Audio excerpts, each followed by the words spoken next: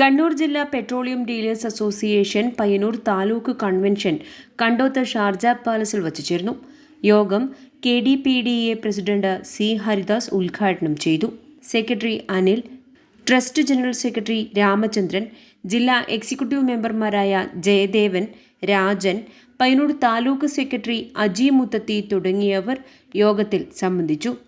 അശാസ്ത്രീയമായ സർക്കാർ നയങ്ങളും നികുതി ഭാരവും കാരണം പെട്രോളിയം വ്യാപാര മേഖല തകർച്ചയുടെ വക്കിലാണെന്നും ഈ മേഖലയെ സംരക്ഷിക്കുവാൻ അടിയന്തര നടപടികൾ സ്വീകരിക്കണമെന്നും താലൂക്ക് കൺവെൻഷൻ സർക്കാരിനോട് ആവശ്യപ്പെട്ടു.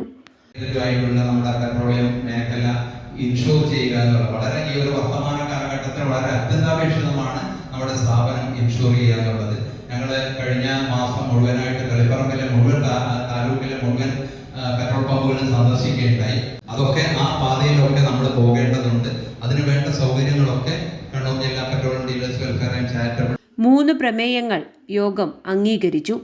പെട്രോളിയം ഉൽപ്പന്നങ്ങൾ GST പരിധിയിൽ കൊണ്ടുവരിക എന്നതാണ് ഒരു പ്രമേയം.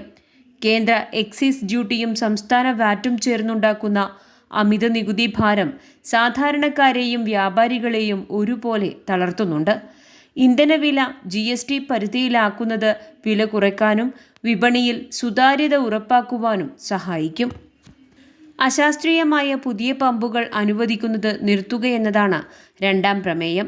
യാതൊരുവിധ ശാസ്ത്രീയ പഠനങ്ങളോ വാഹന സാന്ദ്രതയോ പരിശോധിക്കാതെ പുതിയ പമ്പുകൾക്ക് അനുമതി നൽകുന്ന ഓയിൽ കമ്പനികളുടെ നയം നിലവിലുള്ള സംരംഭകരെ ആത്മഹത്യയുടെ വക്കിലെത്തിക്കുന്നതായി പ്രമേയം പറയുന്നു. അതിർത്തിയിലെ നികുതി വെട്ടിപ്പും വിൽപ്പന നഷ്ടവും സംബന്ധിച്ചാണ് 3ാം പ്രമേയം.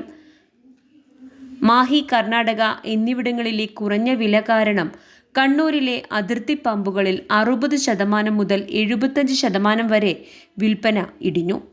ഇതുവഴി കേരള സർക്കാരിന് പ്രതിവർഷം 350 കോടി രൂപ മുതൽ 450 കോടി വരെ നികുതി നഷ്ടമുണ്ടാകുന്നു.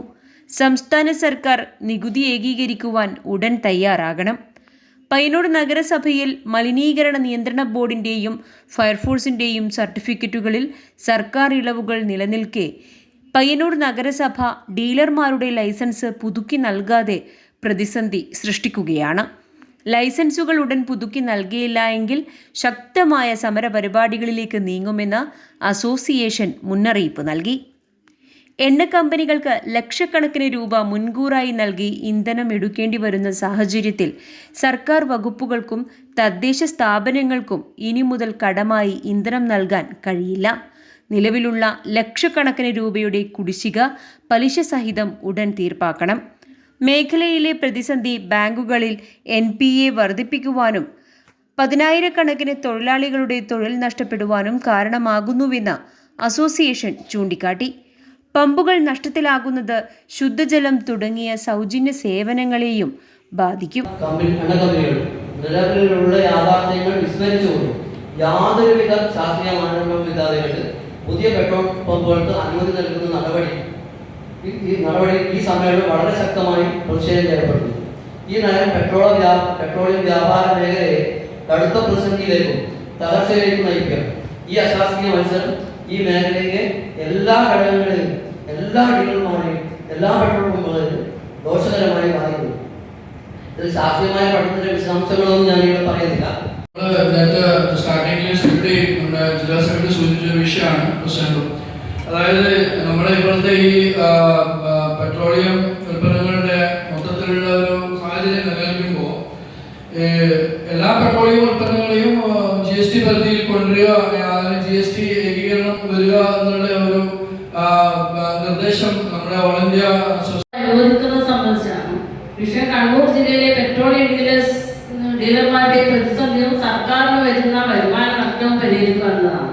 കണ്ണൂർ ജില്ലയുടെ അതിർത്തി പങ്കിടുന്ന മാഹി, പുതുച്ചേരി, കർണാടക എന്നിവിടങ്ങളിൽ പെട്രോളും ഡീസലിനും കേരളത്തെക്കാൾ വലിയ തോതിൽ വില കുറവായതിനാൽ ജില്ലയിലെ പെട്രോളിയം വ്യാപാര മേഖല നേരിടുന്ന തകർച്ചയിൽ ഈ യോഗം ശക്തമായ ആശങ്ക രേഖപ്പെടുത്തുന്നു.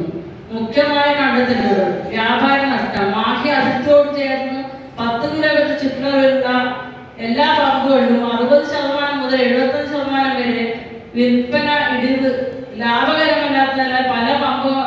News bureau, first one street media.